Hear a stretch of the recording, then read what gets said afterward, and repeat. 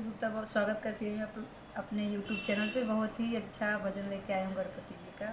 अच्छा लगे तो जरूर सब्सक्राइब करो। अच्छा गाना शुरू करती हूँ। दो दो दुल्हनिया के बीच फंस गए गणराजा। दो दो दुल्हनिया के बीच फंस गए गणराजा। गणराजा गणराजा दो दो दुल्हनिया के बीच दो दो दुल्हनिया के बीच फंस गए गणराजा। रिद्धि कहे मुझे हर वाली याद, रिद्धि कहे मुझे हर वाली याद, सिद्धि कहे मुझे टीका लिया दो, सिद्धि कहे मुझे टीका लिया दो। मूसक पे होके सवार निकल गए गणराजा। मूसक पे होके सवार निकल गए गणराजा। दो दो दुल्हनिया के बीच फंस गए गणराजा। दो दो दुल्हनिया के बीच फंस गए गणराजा।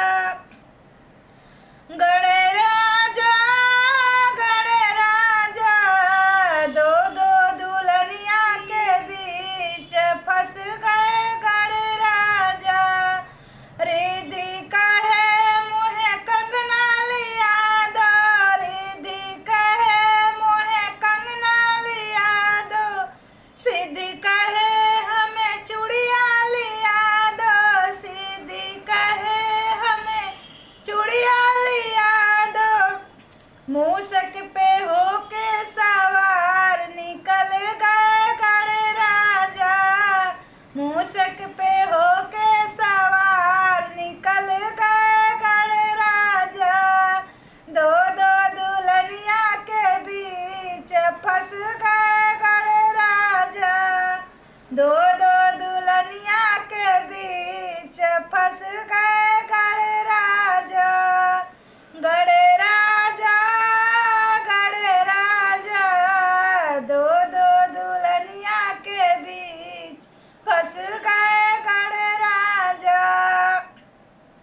रिद्धि कहे मोहे चुनरी लिया दो, रिद्धि कहे मोहे चुनरी लिया दो, सिद्धि कहे मोहे साड़िया लिया दो, सिद्धि कहे मोहे साड़िया लिया दो।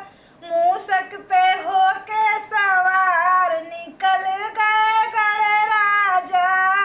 मूसक पे होके सवार निकल गए गणराजा। दो दो दुल्हनिया के बीच फंस गए गणराजा। दो दो दुल्हनिया के बीच फंस गए गणराजा। रिद्धि कहे मोहे टीका लिया दो, सिद्धि कहे मोहे नथिया लिया दो।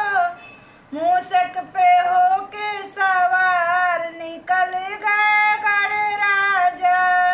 रिद्धि कहे मोहे पायल लिया दो, रिद्धि कहे मोहे पायल लिया दो, सिद्धि कहे मोहे बिछुआ लिया दो,